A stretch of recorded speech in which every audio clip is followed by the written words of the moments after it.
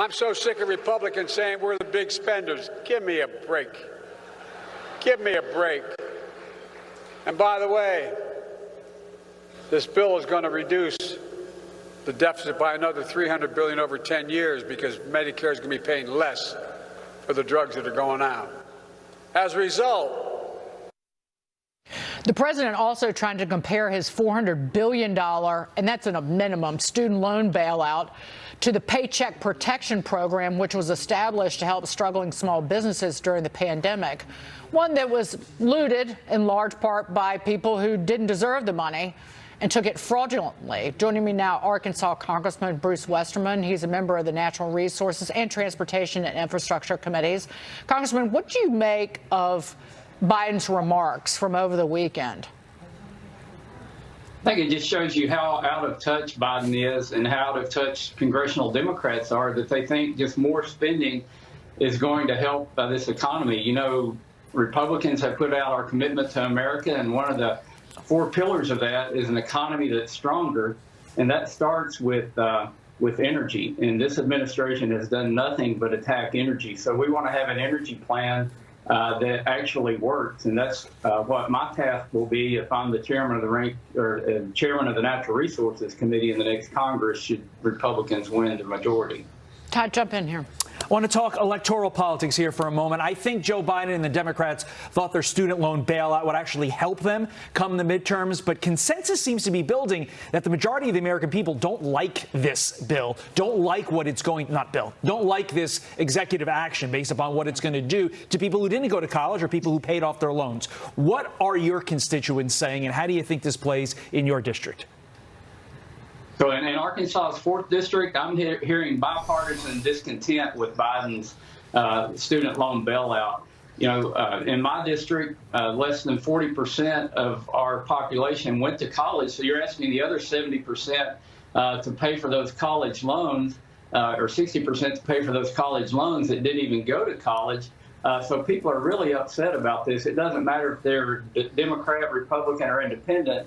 They think that we have a responsibility in this country, and when you take out a loan, it's your responsibility to pay it back, not someone else's. Congressman, you're on the Transportation and Infrastructure Committee. Did you vote for the infrastructure bill? No, I didn't. And it's billed as it's actually the largest spending on infrastructure in the history of the world, and it didn't even go through a committee hearing in the House. Never came to our committee. It went straight to the floor from Nancy Pelosi's office. It's a joke what they did with this so-called bipartisan infrastructure bill. Yeah, I don't understand, though, when it was very clear in early 2021 why Republicans, some members of your own party, would vote for these spending boondoggles. That and the CHIPS bill. There were, I think it was 17 senators from the Republican side voted for the CHIPS bill, which is a handout to a high-margin, wealthy industry, semiconductor business. So how is it that some Republicans are part of the problem, not the solution? Yeah, I know everybody votes their own district, but I don't understand that either. When you've got the semiconductor industry that has such a huge demand, there's tons of cash being poured in it. Why does the federal government need to come in and subsidize that? And, you know, I'm getting to the point that the last thing I want to do is give this incompetent bunch at the White House any more money to spend. They seem to have the opposite of the Midas touch. Just everything Joe Biden touches goes the wrong direction. Right. And when the Congress, if Congress doesn't hand it to them, they just take it, which is what they've done just by fiat with the student loan bailout. But some of those Republican congressmen who voted for that infrastructure bill, you press them on it, they get so mad.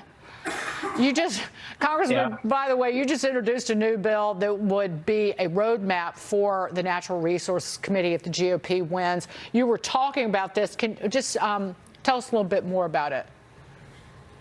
Well, it's called the Transparency and Production of American Energy Act, or the TAP Act. It goes right along with our commitment to America. That we're going to have a strong economy, and the foundation of that strong economy is to have reliable and affordable energy.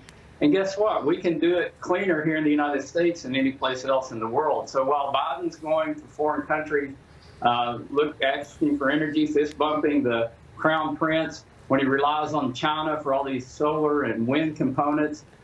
We've got all the materials we need right here at home, all the natural resources to have a strong economy and a healthy environment. And we need an energy system that actually works. One of the big problems with what Democrats are proposing is it won't work.